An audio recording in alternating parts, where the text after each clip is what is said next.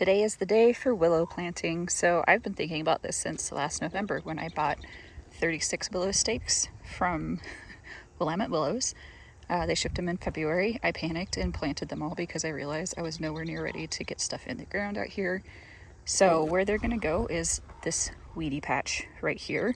First, we're gonna weed whack. Then we're gonna tap into this main line and put in 2 lines that are 2 feet apart to irrigate with. And then I'll be planting everything 1.5 to 2 feet apart along here, along the drip line. And then I think I'm gonna plant hollyhocks and some other random stuff in between them to help kind of suppress the weeds. I also have a whole bunch of wood chips in the back of the truck to make mulch rings with to help suppress weeds and maintain moisture. Part of the reasoning for the willows being down here at the bottom of the hill, other than that's where there's space for them, is that this entire irrigation line will drain down here. So the slope goes like this, and when I shut off the water, like at the spigot, everything that's in this system that's open and on will drain down here, and then it will drain and feed the willows, which will need the water the most, much more than this like row of sedum and lavender that you can't see because it's covered in weeds right now. So first step is we're gonna weed whack. Weed whacking complete and drip lines complete. The water is on, so I'm letting them drip and run for a while to start saturating the ground, and then I'll come through and plant.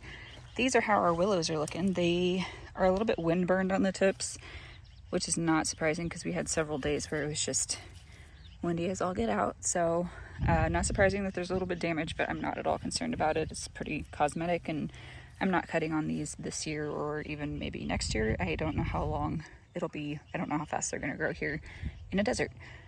So this, I'm gonna line these out along the drip line, but first I'm gonna go through the dahlias and plant some nasturtium, some alyssum, and lobelia just kind of along the edges to help suppress weeds. So I think I mentioned that in last week's video. And then these sad nutrient needing things are hollyhocks. Those are going to go in between the willows in this line. And then I have some mugwort and goldenrod and some other stuff to plant, as well as this is the salal, and then this is the evergreen huckleberry that is going to go right in at the end of these rows here. And this strip tape has emitters every 8 inches.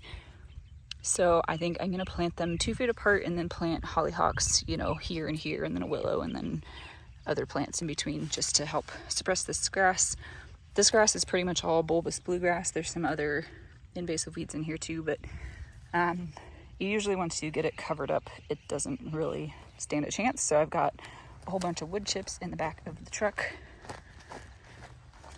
So we'll come through and mulch with those after that. But I'm gonna let this saturate for a while and plant those, kind of do a little bit of weeding, come back, and then start on planting.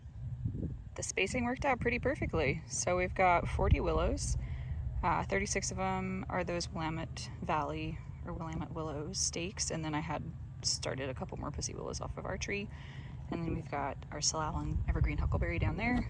There's some goldenrod kind of staged in this section, mugwort down there, and then otherwise I'm going to be filling in with just hollyhocks everywhere to kind of help suppress this grass, because once it starts getting water, it's going to be really happy to grow again.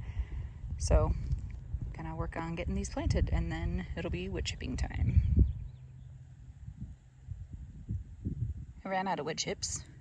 It's not super surprising, but I got 3/4 of the row done, so I'm just gonna need to bring out another load of wood chips, but otherwise it's looking pretty good. I also would like to just make the wood chips deeper where they are around the willows further down the row, but that's a task for another day. I'm gonna weed whack a little bit more, and then I'm gonna call it a day.